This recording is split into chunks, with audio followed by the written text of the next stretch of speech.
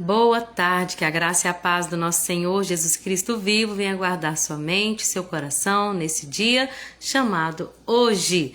Mais um dia para meditarmos nas Escrituras. Hoje nós estamos terminando o livro de Juízes. Parabéns para você que começou a leitura em Gênesis e que continua.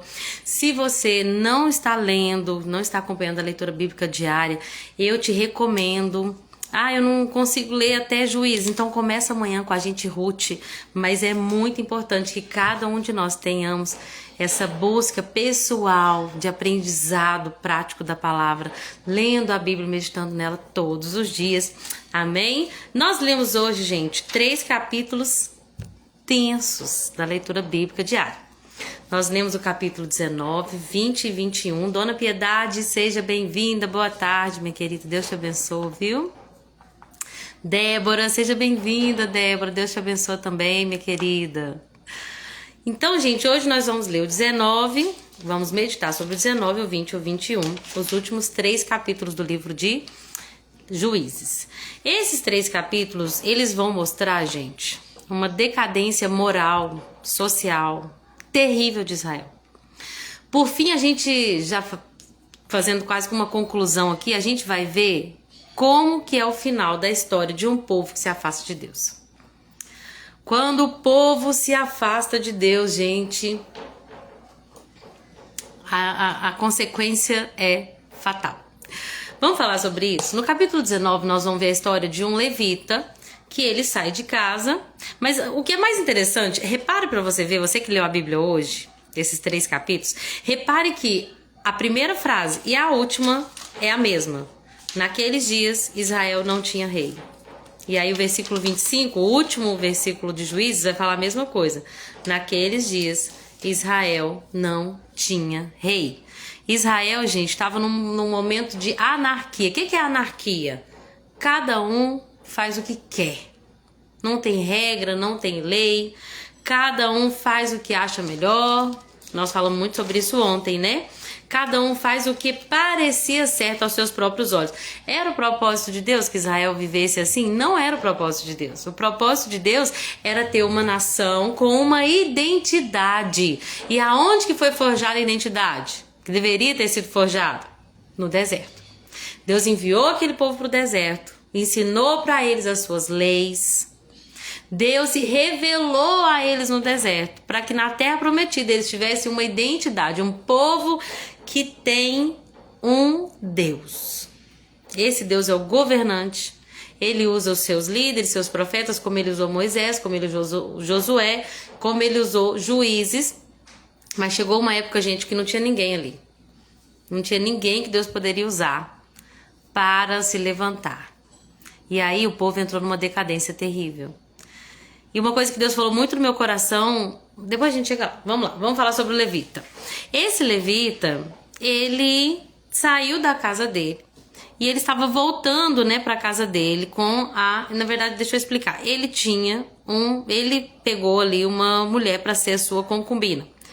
Trouxe para casa uma mulher de Belém de Judá para ser sua concubina. Lembrando que a concubina é diferente da esposa, né? Mas eu não vou focar nisso. O que aconteceu é que aquela mulher, aconteceu alguma coisa lá que ela não gostou dele, voltou para casa do pai. Gente, que história complicada. Ela voltou para casa do pai, ele foi atrás dela. Quando chegou lá, o pai da moça vai tratá-lo com muita hospitalidade. Não só o pai da moça, nós vamos ver que lá na frente também, aquele homem ali de Gibeá, ele vai também receber o levita e sua concubina e seu servo com muita hospitalidade. O que reflete uma coisa, gente, que é muito... É uma cultura muito presente nos povos ali do Oriente Médio, que é a hospitalidade. Isso é muito comum. A hospitalidade é quase que assim, sagrada. É necessário ser hospitaleiro. E eu me lembro que o próprio Senhor Jesus vai falar de hospitalidade também. E eu não me canso de pensar nisso, que a Bíblia diz lá em Hebreus que algumas pessoas vão receber, né, vão ser hospitaleiros, vão receber em casa anjos sem saber. Então é um conceito importante porque essa live vai falar de princípios práticos. E uma coisa que a gente perdeu por causa do medo da violência, e eu não vou dizer que a gente deve receber qualquer pessoa em nossa casa, mas que uma coisa que eu acho que a gente precisa, que como cristãos, hoje em dia, dessa era, do século XXI, brasileiros, de voltar é a hospitalidade, voltarmos a receber pessoas em nossas casas. Nós temos visto, gente, como que a mesa cura. Boa tarde, Deus te abençoe sempre. Amém, Dona Piedade, amém, a senhora também. Gente, a mesa cura. E Deus tem mostrado para nós nesses últimos dias como que a mesa, ela é um lugar de cura. Muitas pessoas vão para as instituições, para as igrejas, né, onde se reúne a Igreja de Cristo para receber cura. Mas deixa eu te falar, existe um lugar. E esse lugar é onde existe uma graça nesse lugar, que é na mesa. Jesus, quando estava no caminho ali, indo para Emaús, né, naquele caminho, encontra 2 discípulos que não conseguem ver quem Jesus é, mas quando Jesus senta à mesa e quando ele parte o pão, a Bíblia diz que os olhos deles se abrem e compreendem a revelação de Jesus e a revelação da palavra que Jesus estava entregando para ele. Então eu tô aqui sentada na mesa hoje, vou mostrar para vocês aqui que hoje eu não tô no escritório. Hoje eu tô na minha mesa e eu comprei aqui esse forrinho, tô animada para receber pessoas aqui em casa. Porque, gente, eu aprendi isso. Vai ter pessoas que a gente não vai alcançar com uma live, vai ter pessoas que a gente não vai alcançar com uma pregação. A gente vai ter que sentar à mesa com elas, conversar com elas, se abrir para elas e ouvi-las. Então, por isso que as células... Deus abriu a mente para muitas pessoas para as células. Por quê? Porque ir para a casa de alguém, se assentar ao redor de uma mesa, é poderoso. Se permita receber pessoas e ir também na casa de pessoas. Vamos voltar a fazer isso. Eu vou falar por mim. Eu fiquei muito individualista com o tempo. Quando eu era jovem, eu tinha muito costume de sair e com os meus amigos, né, da igreja. E a gente saía e bebia um refrigerante, uma coca, né? Que a gente falava na época, vamos beber uma coca. Hoje você pode beber uma coisa mais saudável, né? Mas se quiser beber a coca também. Enfim, a gente tinha muito essa cultura. Mas quando eu casei... Gente, é tão bom ficar em casa, eu sei, gente. É muito bom sentar no seu sofá e ficar com sua família. Mas Deus está restaurando a mesa. Vamos sentar à mesa com as pessoas? Vamos ouvir as pessoas? Vamos amar as pessoas? Vamos nos interessar por elas? Pense em alguém aí. Pergunte para o Espírito Santo, quem o Senhor quer que eu receba na minha casa? A casa de quem que eu devo ir? E eu creio que esse princípio vai voltar para os nossos dias. O princípio da hospitalidade, que é bíblico. Lembrando que a gente não pode receber, vou pegar qualquer pessoa ali na rua e vou trazer para morar dentro da minha casa. A gente tem que ser sábio, né? Sensível ao Espírito Santo sobre quem nós vamos receber, como que vai se dar isso. As pessoas muitas vezes também precisam de limites, então é necessário a gente andar em acordo com a vontade do Espírito Santo. Mas vamos lá. Aquele homem, o pai, né, o sogro do levita, o pai da concubina dele, foi muito receptivo, foi muito hospitaleiro, recebeu ele em casa, falou, pode vir. Passou 3 dias, ele falou assim, não, vamos ficar mais um dia. Aí depois ele falou, não, vamos ficar mais um dia. Depois falou, vamos ficar mais um dia.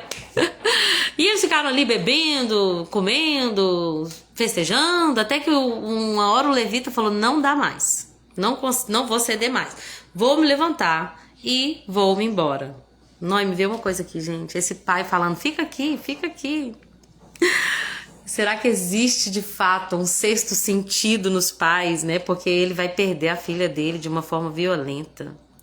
Terrível, um crime hediondo que aconteceu com a filha dele. Eu tô pensando aqui, será que no coração desse pai já tinha um sentimento de... Fica aqui mais um pouquinho, que aqui é mais seguro. Fica aqui mais um pouquinho. Não duvidem de que Deus entrega para os pais, né? Para as mães, né? Quando eu falo pais, pai e mãe, esse sentido de proteção e até de um entendimento espiritual, né? Daquilo que possa estar por vir, de segurança. Então, se no coração de uma mãe aí tem alguma coisa, dê ouvidos ao Espírito Santo. Porque existe uma graça sobre os pais para entender, para compreender sobre a segurança dos nossos filhos, né? Mas vamos lá então. E aí, ele não aguenta mais, ele fala, não, nós vamos embora. Quando eles estão indo embora, eles veem uma cidade estrangeira, o servo falou assim com ele, vamos ficar aqui? Vamos ficar aqui nessa cidade estrangeira? O levita fala, não vamos ficar na cidade estrangeira, tá doido? Vamos procurar umas das tribos, né? Que é claro que vai ser muito mais seguro numa das tribos. Só que eles vão para esse lugar, né? Para essa cidade, para Gibeá. E aí quando chega lá, essa Gibeá, gente, nessa época habitava ali os benjamitas, né? Se eu não estiver enganado, até Saul era dessa região também. Eu não lembro exatamente, eu só lembro que eu vi Reis, o início de Reis, até Davi, antes de mudar o ator ali, eu assisti Reis. Abre muito a mente da gente para muitas coisas, né? E aí eu assisti e eu lembro muito de falar de Gibeá. Não pesquisei, mas eu acredito que é a mesma cidade de Saul. Amor? É? Meu marido falou que é. Saul era dessa cidade. E aí, gente, como é bom ter um pastor em casa, né? Fala a verdade. E aí, o que aconteceu, gente? Quando ele chegou nessa tribo, eu me lembrei muito nessa cidade, eu me lembrei muito de Sodoma e Gomorra. Os homens estavam entregues a uma promiscuidade terrível. Primeiro que ninguém quer receber aquele levita, ou seja, um dos maiores costumes que é o de hospitalidade não estava sendo exercido numa região onde essa cultura era assim sagrada. Então você já vê que havia uma degradação moral terrível. Mas acabou passando um homem mais velho, um homem idoso, que voltava para a sua casa do trabalho no campo. E aí ele recebe eles ali e ele sim vai ter esse sentido de hospitalidade, né? Essa cultura muito forte. Pode vir para minha casa, vocês não vão ficar aqui não de jeito nenhum. Leva aquele homem, alimenta os jumentos dele. Mas quando chega de noite, uns perversos, homens perversos daquela região vão bater na casa daquele homem, vão falar com ele. Coloca para fora. Esse homem que está na sua casa, nós queremos abusar deles. Muito parecido, né? Com o pessoal de Sodoma e Gomorra, com os anjos que estavam ali com Ló. Mas ele falou, não posso fazer isso, eu tenho que cuidar dele, ele é meu hóspede, eu vou te entregar minha filha, virgem. Mas eles não queriam, gente. A sodomia, né? Nós vamos ver que é uma degradação terrível. Os homens queriam o homem. É uma degradação terrível, né? É uma, assim, gente, Israel já estava assim, se afastando de Deus de uma forma tão perigosa, que, como eu disse ontem, é tão sério isso que eles não precisavam mais dos cananeus para afetá-los. Eles não precisavam mais dos filisteus, eles não precisavam mais dos amorreus. Eles mesmos estavam se autodestruindo com o pecado. Isso é muito sério. E aí, eles querem aquele homem, mas aquele homem fala, não, eu não, e empurrou a concubina dele lá para fora. Gente, que terrível. Meu Deus, que assim... É uma injustiça terrível, a gente não sabe o que é pior. A injustiça que vem ali desses homens perversos, ou esse homem que não fez nada pela concubina dele, gente, misericórdia. Ele não se preocupou com a concubina, ele salvou ali sua própria pele, jogou ela lá pra fora. As mulheres, elas tinham um valor que, graças a Deus, que Deus foi entregando essa revelação para a humanidade, como que ele valoriza as mulheres, sim. Deus valoriza as mulheres, glória a Deus por isso. Nós vimos isso muito em Juízes, né? Como Deus entregou a vitória muitas vezes na mão de uma mulher. E aí, eu acho interessante que ele joga a concubina dele lá pra fora e fala, abusa então, vou dormir, né? Não sei se foi exatamente assim, mas é interessante que fala assim, ó, quando ele se levantou e abriu a porta para sair e seguir viagem, então ele se deitou, que a Bíblia diz que ele se levantou no outro dia, ao amanhecer. Quando ele abriu a porta para continuar o caminho dele, como se nada tivesse acontecido, né? Ele vai ver que a concubina, ela estava ali com a mão na soleira da porta. Ela foi abusada até praticamente morrer, né? Ela estava quase morta. Ela chegou a ir até a porta da casa daquele velho senhor de Gibeá. Mas ela veio a falecer porque a Bíblia diz que ele fala para ela, levanta, vamos embora. Sem comentários. Mas ela não responde mais. Então aquele homem faz uma coisa, gente, que ele quer chamar a atenção de todas as tribos de Israel, mas a gente não sabe o que é pior. Parece que a história não tava bom, agora parece que piorou. Porque ele pega aquela mulher, ele divide ela em 12 partes, pega cada parte e entrega por um líder das tribos, das 12 tribos de Israel, e aquilo vira uma, né, as pessoas realmente ficam, os líderes das tribos de Israel ficam ali comovidos com aquela história, ficam injuriados com aquela história, e eles vão, só fechar um pouquinho aqui que tá batendo só em mim, e eles vão então, gente, convocar uma reunião solene para resolver esse problema. O que tá acontecendo aqui? Parece-me, enquanto eu estava lendo esse texto, parece-me que Deus usou tudo isso, gente, para restaurar de alguma forma Israel, o culto, a adoração, fazer com que o coração das pessoas voltasse para Ele, para tudo que vai acontecer aqui, né? E não é o que Deus gosta, obviamente, não é o que Deus quer que nós lutemos entre si, entre nós mesmos, né? Deus não quer uma igreja que luta entre si, porque nós temos um adversário. Nós não temos que lutar para ver qual que é a melhor igreja de Pará de Minas, se é o Ministério Fogo e Luz, se é Lagoinha, se é Batista. Nós não temos que lutar entre si, entre nós mesmos. Nós temos um inimigo. E se nós nos juntarmos para vencer esse inimigo que está destruindo a vida das pessoas, muito mais nós vamos ganhar. Porque nós vamos ver que houve muitas mortes nessa batalha aqui que vai acontecer. Tantas perdas de homens, gente, que eram guerreiros. Homens que eram, assim, da tropa de elite de Israel. Tiveram de morrer nessa luta interna, nessa guerra civil, que não é aquilo que Deus espera de nós. A gente não tem que ver mortes dentro da instituição, dentro do corpo de Cristo. Nós temos que realmente nos unir. E o que aconteceu com esse levita e com a concubina acabou gerando uma certa união por parte do povo de Deus. Porque aqueles homens se uniram como um só homem. Deixa eu achar. Os líderes de todo o povo, todas as tribos de Israel, 400.000 guerreiros armados com espadas, tomaram seu lugar na reunião sagrada do povo de Deus. Uau! Deixa eu achar essa parte que fala que reuniram como um só homem.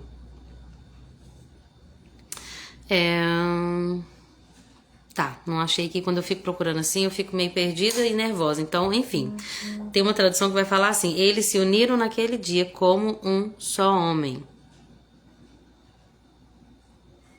Depois eu acho. Então, é o que Deus espera de nós, que nós venhamos nos unir, parar de brigar entre si, gente. A gente não precisa ficar lutando entre si.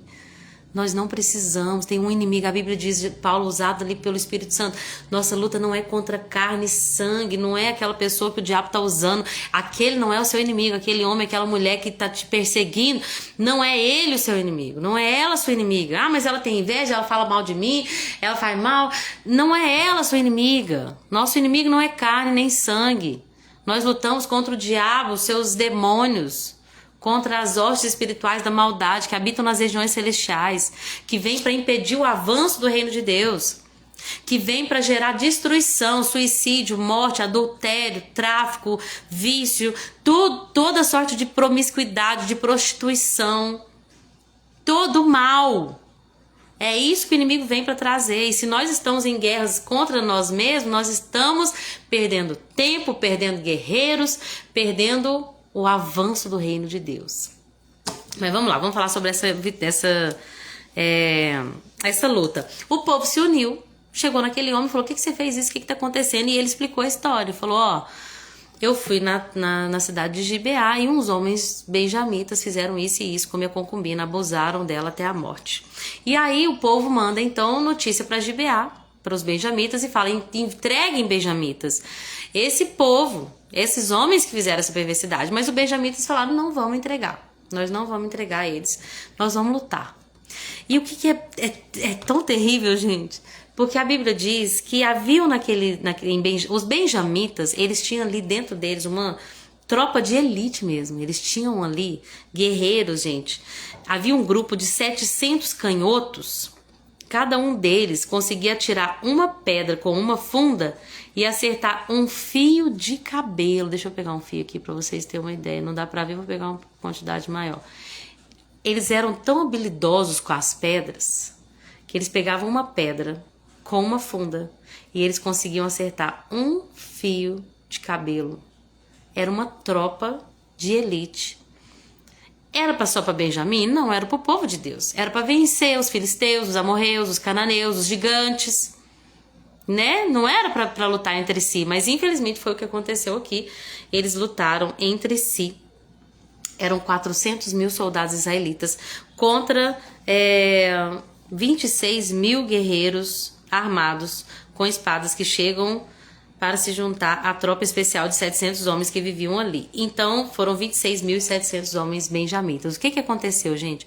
Quando o povo de Israel foi à luta, a primeira coisa que aconteceu foi que 22.000 homens morreram pelos benjamitas. Então vamos lembrar, 11 tribos contra uma. Os benjamitas conseguiram matar na primeira batalha 22.000 dos israelitas. O que se sucedeu-se O que aconteceu depois dessa derrota? Aqueles homens animaram uns aos outros e mais uma vez assumiram suas posições no mesmo lugar do dia anterior. Eles tinham subido a Betel, casa do pão, chorado na presença do Senhor até a tarde. A Bíblia fala lá na frente que a Arca da Aliança estava em Betel. Quando esses homens perderam a primeira batalha, o que eles fizeram, gente? Se voltaram para o Senhor. Vocês estão entendendo? Não tinha rei, gente. Era uma anarquia, era uma bagunça. A adoração estava uma bagunça. Mas quando houve aquele crime hediondo que Deus permitiu, houve união. No meio da união, houve perdas. Mas o que aconteceu? Aquela batalha perdida fez com que o povo se voltasse para a presença de Deus. Aquele povo estava tão distante. Aquele povo estava tão frio.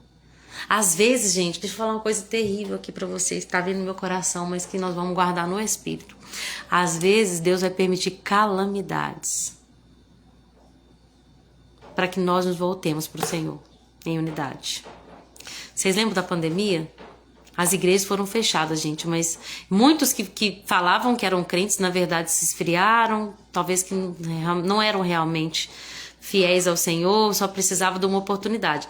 Mas houve no meio da pandemia um levantar de um povo que se uniu, que falou: nós não vamos aceitar, nós não queremos ficar longe. E mesmo em meio a toda aquela calamidade, Deus começou a levantar no meio ali daquela calamidade um povo que orava, que buscava, mesmo fora ali dos templos, quando fechou durante um tempo.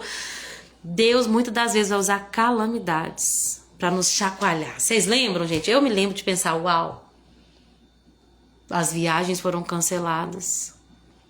Quem tinha ótimos carros, o carro ficou na garagem. Os aviões pararam de funcionar. Você podia ter muito dinheiro para gastar em festa, em coisas, não podia sair de casa. Deus revelou a nossa pequenez. Eu me lembro quando estava morrendo 1000 pessoas por dia, gente. Vocês lembram disso? 1000 pessoas por dia por causa de uma doença nova. E começou a vir aquela, né? Todo mundo começou a vir aquele desespero, aquele medo. O que vai ser da economia? E as escolas? Como é que vai fazer? E as pessoas começam, divórcios e... Gente, foi uma calamidade. Mas que Deus permitiu para nos mostrar a nossa fragilidade, a nossa dependência, mostrar quem era e quem não era. Deus permitiu, gente, para nos chacoalhar, para mostrar que nessa vida nada tem valor diante de Deus e daquilo que é eterno. Deus permite calamidades para que haja avivamento. Guarda isso no seu coração. Aquele povo perdeu 22.000 soldados na primeira batalha, mas eles voltaram para o Senhor. Deixa eu te falar, nem toda batalha está perdida, se volta para a presença de Deus. Tem dias que nós não vamos conseguir, gente, fazer tudo do jeito que nós deveríamos, mas se volta para a presença de Deus, vai chorar nele, vai pedir para ele direção. Aquele povo que estava perdido e afastado, agora está se vendo num lugar de posicionamento. Eu amo que falou várias vezes aqui, eles se posicionaram, assumiram suas posições. Houve aquela primeira batalha, aqueles homens começaram a se posicionar. E aí no primeiro dia, 22.000 morreram, mas no segundo dia, morreram 18.000. Foi terrível? Foi, mas de alguma forma aquela calamidade atraiu mais as pessoas ainda para a presença de Deus. Porque olha só, a Bíblia diz que depois dos 18.000 mortos, todos os israelitas sobem de novo a Betel e choram na presença do Senhor, e agora acrescenta-se que eles jejuaram até a tarde. Vocês conseguem ver, gente, como que a dificuldade muitas das vezes Deus vai trazer para nos levar para esse lugar de humilhação, de busca, de devoção, de consulta. Porque a Bíblia diz que eles apresentaram ao Senhor também holocaustos e ofertas de paz. Na primeira vez eles só choraram, na segunda vez eles choraram, eles jejuaram e eles ofereceram sacrifício. Vamos voltar. Daí apresentaram o holocausto. Os israelitas subiram para buscar a direção do Senhor. Naqueles dias a Arca da Aliança de Deus estava em Betel. Então Finéias estava lá com eles e perguntaram para o Senhor através de Finéias: devemos lutar novamente contra os nossos parentes de Benjamim ou devemos parar? Vocês estão entendendo, gente? Deus é maravilhoso. Naqueles dias, cada um fazia o que achava certo aos seus próprios olhos, mas agora eles estão perguntando para o Senhor. Senhor, nós devemos ir? Nós devemos parar? Essa luta é do Senhor? Estava havendo aqui um alinhamento de novo. Deus é muito bom, gente. Deus é muito bom. Ele é muito gracioso. Está sempre de braços abertos para todas as vezes que nós quisermos sair desse lugar de desobediência, de rebeldia, para consultar Ele de novo, para andar nesse lugar de novo de presença, de busca. Não importa o que você fez ontem, se fez tudo errado, se o ano passado foi terrível, se esses primeiros meses você não conseguiu fazer o que você quis no final do ano. Importa que hoje nós nos voltemos para o Senhor. Nós precisamos nos voltar para o Senhor. E aí aqueles homens se voltaram para o Senhor. Depois dessa segunda, perda, dessa segunda batalha. E aí quando eles perguntam para Deus, nós devemos lutar? Estavam deixando naquele dia aquele lugar. Deus estava trabalhando isso com o povo. Aquele lugar de vamos fazer o que a gente acha certo. E estavam indo para um lugar de devemos ir? Não devemos ir? Qual que é a tua vontade, Senhor? Deus quer nos levar de novo para esse lugar. Qual que é a tua vontade? Lorena, mas todo mundo faz assim, tá? Mas você já perguntou para Deus qual que é a vontade dele? Mas as pessoas fazem assim e dá certo. Mas e para a sua vida? Você já perguntou para ele qual que é a vontade dele? Naquele dia o Senhor respondeu, vão, amanhã eu os entregarei em suas mãos. E os israelitas armaram emboscadas ao redor de Gibeá e avançaram. E no terceiro dia tomaram suas posições. E nos mesmos lugares de antes, só que agora, gente, com uma palavra do Senhor. Quando os homens de Benjamim perguntam, saem para atacar, eles matam 30 e acham que de novo, já conseguimos. Deu certo, gente, vamos matar todos de novo, mas agora eles tinham uma estratégia e a tropa especial de Israel avançou contra Gibeá. E aí, gente, houve essa calamidade, esquisito falar calamidade, é isso mesmo. Naquele dia, 25.100 guerreiros de Benjamim, todos hábeis no uso da espada, foram mortos. Eles deixaram ali, gente, só 400 homens, se eu não estiver enganado. Cerca de 30 israelitas, Deixa eu achar aqui. Os sobreviventes fugiram. Naquele dia, 18.000 dos guerreiros mais corajosos de Benjamim morreram na batalha. Vocês estão entendendo, gente? 18.000 dos guerreiros mais corajosos de Benjamim morreram. Sabe o que eu penso quando eu leio isso? Que esse povo corajoso, hábil na espada, hábil na funda, eles não deveriam ser mortos. Não era essa a vontade de Deus. Essa habilidade deles deveria ser usada não para lutar um com o outro, não para uma competição entre o povo de Deus, era para lutar contra os inimigos. Mas essa luta acabou matando 25.000, no versículo 46 fala assim, naquele dia a tribo de Benjamim perdeu 25.000 guerreiros valentes e hábeis no uso da espada. Mas não foi só Benjamim que perdeu. Hoje eu soube, não sei se é verdade, de um fechamento de uma igreja. E Deus falou comigo. Não é só a igreja que perde, não é só a igreja tal que perdeu uma congregação. É a igreja de Cristo que perde quando acontece escândalos. Não é só, aconteceu um escândalo, mas Deus expôs o escândalo e agora aqueles homens foram envergonhados. Vai muito além. Muito além do que um homem envergonhado, 2 homens envergonhados, líderes, todo o povo de Deus perde. Por quê? Porque o escândalo afasta as pessoas, o escândalo fecha o coração dos incrédulos para a palavra de Deus. Naquele dia, 25.000 guerreiros valentes morreram. Esses valentes poderiam ser usados para o reino, para a expansão do reino. Mas eles acabaram tendo que morrer. Então Deus quer nos levar, gente, a um lugar aonde a gente para de lutar entre si e usa as nossas habilidades para o reino de Deus. Mas houve, de fato, um avivamento ali. Pelo menos um alinhamento de novo. Por quê? Porque aqueles homens se voltaram para Deus em união. Cada tribo, gente, fazia o que achava melhor. Cada tribo tinha ali seu egoísmo, havia ali um individualismo, mas agora Deus levantou aquele povo de novo como um só povo. E ele usou a calamidade para isso. No capítulo 21, para a gente poder terminar, porque eu já estou falando já há mais de meia hora, nós vamos ver que o povo de Israel, alguns princípios importantes. Eles mataram ali muitos benjamitas, só poucos homens restaram, mas existia neles esse interesse pelo coletivo. Raquel, oi amada, cheguei tarde, estava na oração, glória a Deus por isso, mas vou assistir depois, se Deus quiser, se assim Jesus permitir, amado. E se Deus quiser, você vai conseguir assistir depois, mas que bênção que você estava na oração, viu? Quando você estiver orando, lembre de orar por nós aqui da live, para que o Senhor possa mover, né, nos ensinar, para que Ele possa trazer a revelação certa, que não venha de homens, né, de um espírito de engano, mas que nós possamos aprender da palavra pelo próprio Espírito Santo. Amém? E aí nós vamos ver, gente, que havia um certo agora espírito de coletividade, porque o povo já está falando assim, não... matamos os benjamitas, a gente não pode, gente, excluir essa tribo. Nós não podemos agir agora como se... Nós não podemos perder uma tribo. Não podemos perder uma tribo. E eu me lembro lá de Paulo falando que, pelo Espírito, né, que nós somos um corpo, e quando um membro adoece, todos os outros também adoecem.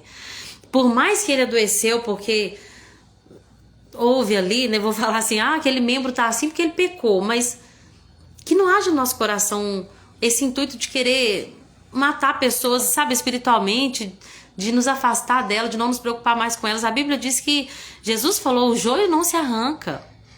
Quem sabe o joio não pode se tornar trigo, né? Eu tô falando aqui por mim, que Deus ele pode fazer o sobrenatural. Sabe aquela pessoa que você pensa assim, tomara que saia mesmo da igreja, só traz problema. Sabe aquela pessoa que, não, afastou, bênção, ótimo. A gente não pode assumir esse papel, a gente tem que assumir um papel de coletividade, não podemos perder. Não quer dizer que vou aceitar todo mundo e vou aceitar o pecado de todo mundo, não. Mas nós devemos nos compadecer uns com os outros, sofrer, chorar uns com os outros. A Bíblia diz chorar uns com os outros, se alegrar uns com os outros, né? Levar a cargo uns dos outros. Que nós possamos sair desse lugar de individualismo para nos preocupar mesmo. Os benjamitas, gente, fizeram errado, lutaram contra o povo de Deus, mas agora, ao invés de falar assim, vamos aniquilar essa tribo, vamos acabar com essa tribo da face da terra, o povo de Deus está falando, nós não podemos fazer isso, nós não podemos acabar com uma tribo. Sobraram só esses 400 homens, como que nós vamos fazer para resolver essa questão aí da multiplicação? Porque eles tinham matado todas as mulheres e crianças. E aí eles chegaram a uma conclusão. E aí nós vemos outro princípio estabelecido, que é o princípio do juramento. Lembra que nós falamos do Jefté? Você não é obrigado a jurar, mas se fizer um voto tem que cumprir. Na verdade, Jesus vai até falar que vocês não devem jurar. Sua palavra tem que ser sim, sim, não, não. Não precisa jurar por Deus, jurar pelo céu, jurar pela terra. Mas aí, então, eles vão cumprir esse princípio desse juramento que eles fizeram na presença do Senhor, ou seja, ali diante da Arca da Aliança. Eles vão se preocupar com esse juramento, mas vão se preocupar também com os benjamitas. E aí eles vão falar, olha, nós precisamos arrumar esposas para os benjamitas. Como que nós vamos fazer? Vamos descobrir quem não foi, quem não compareceu àquela reunião solene que nós fizemos quando os benjamitas se levantaram contra nós. E aí descobriram que o pessoal de Jabes de Gileade não tinham participado da reunião sagrada. E aí, gente, tão difícil essa leitura, né? Então, eles vão lá e matam todo mundo de Jabes de Gileade. Deixa só as mulheres virgens. É triste, né? Pegam as mulheres virgens para poder entregar para os homens benjamitas, que foram os únicos que sobraram daquela batalha. E aí, ainda precisava de mais pessoas. Como fazer? Eles falam, nós não vamos entregar, mas se vocês vierem nas festas ali, na festa anual do Senhor em Siló, e se vocês tomarem as mulheres, aí nós estamos tranquilos com relação aos nossos juramentos, foi na sorte. Por quê, gente? Porque naqueles dias Israel não tinha rei e cada um fazia o que parecia certo aos seus próprios olhos. Que não seja assim na nossa vida, gente. Nós temos um rei. E nós devemos nos submeter a uma liderança espiritual. E nós devemos ser mansos e humildes como o Senhor é. E nós devemos viver a palavra. E nós devemos não relativizar a verdade. E nós devemos ser resistência na terra.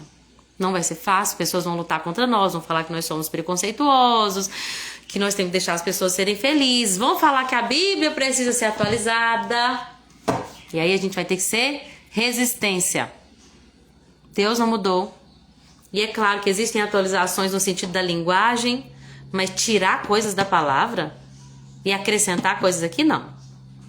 Nós vamos ter que ser resistência para não chegar nesse lugar de anarquia, como na época, no período dos juízes. E amanhã nós vamos falar de Ruth, e sexta-feira, se Deus quiser, vou estar aqui também. Meu marido me deu uma ideia que eu gostei, que é toda terça-feira trazer um convidado especial. Oi? O que eu falei? Terça? Meu Deus. Toda sexta-feira eu quero, se o Senhor Jesus permitir, trazer uma pessoa aqui para poder estar compartilhando aquilo que entendeu. Vocês que estão aí online, vocês fiquem espertos, tá? Porque eu sei que Deus fala com vocês também. Então vocês vêm cá para vocês me ajudar, para poder compartilhar aquilo que Deus também está falando no coração de vocês. E aí na sexta-feira tem uma pessoa que já vai vir para falar de Ana, né? Nós vamos falar dos 3 primeiros capítulos de Samuel, que são muito fortes. Nós vamos falar de um problema ali, né, no sacerdócio, que era de Eli e dos filhos dele, mas nós vamos falar também de uma mulher que foi ali, fez a diferença com o seu coração temente ao Senhor, com seu voto, entregando ali seu filho. Amém? Que Deus abençoe a vida de cada um de vocês. Obrigada a todos que entraram no começo, ficaram até o final. A Débora, a Gra, tá aqui também. Que saudade, Grazi. A minha sogra Vanilda, minha sogra maravilhosa, mamãe pra mim. Obrigada, Vanilda. Saudade de vocês. A Raquel, que chegou depois, mas que também tá aqui até o final. E Dona Piedade. Que Deus abençoe a vida de cada uma de vocês, gente. E até amanhã, se assim Jesus permitir. Amém? Isso mesmo, Raquel. Ana queria um filho, Deus um profeta. Deus uniu as necessidades de ambos e atendeu o pedido daquela mulher. Glória a Deus por isso. Eu me lembro também de Isabel, né? Isabel queria muito um filho, mas ele precisava vir no tempo certo. E às vezes, para que profeticamente o nosso sonho se realize, ele precisa vir no tempo certo. Nós vamos falar mais sobre isso. Saudade, Gra. Deus abençoe, viu, gente? Com Deus e até amanhã, se assim Jesus permitir.